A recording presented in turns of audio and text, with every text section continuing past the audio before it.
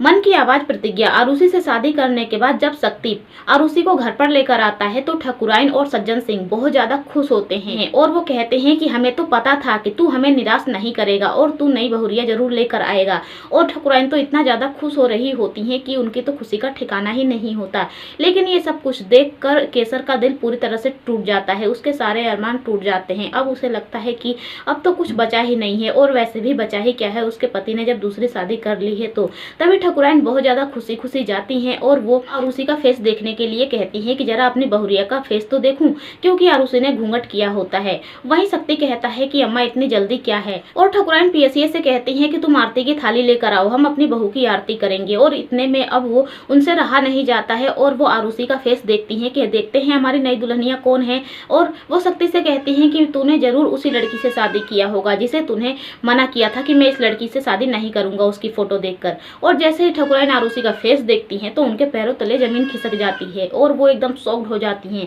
ठाकुर भी शॉक्ड हो जाता है और कहते हैं कि अरे ये तूने क्या कर दिया। ठाकुर कहते हैं कि अब तो तूने पूरी प्लानिंग कर ही ली है कि अब तू हमारे घर की नींव तक खुनवा डालेगा और अब हमारे घर में कुछ भी नहीं बचेगा, हम सब भी जेल जाएंगे। तू इसे जरूर जबरदस्ती शादी करके लेकर आया होगा।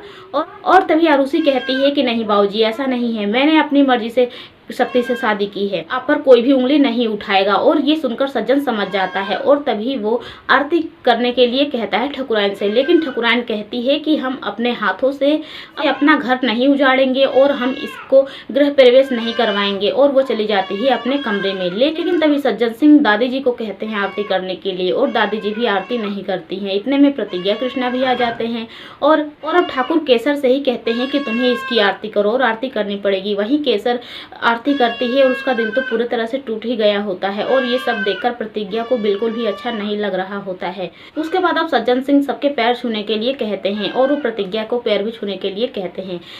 लेकिन आरुषि कहती है कि अब जिठानियां कब से देवरानियों के पैर छूने लगी हैं, मैं इसके पैर नहीं छूंगी क्योंकि ये मेरी देवरानी है ये। और अब सज्जन सिंह कहते हैं कि जाओ इसे कमरे में लेकर जाओ, आरुषि और शक्ति को। और वहीं आरुषि को केसर और प्रतिज्ञा कमरे में लेकर जाते हैं और वहीं शक्ति केसर के फेस पर ही दरवाजा बंद कर देता है और केसर का रो रोकर वहां पर बुरा हाल हो जाता है। और प्रतिज्ञा केसर को समझाने की कोशिश करती है, लेकिन वो समझाए भी तो क्या समझाए।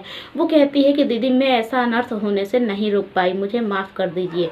तो फ्रेंड्स, और भी एपिसोड के लिए चैनल को सब्सक्राइब करें, वीडियो को भी लाइक करें।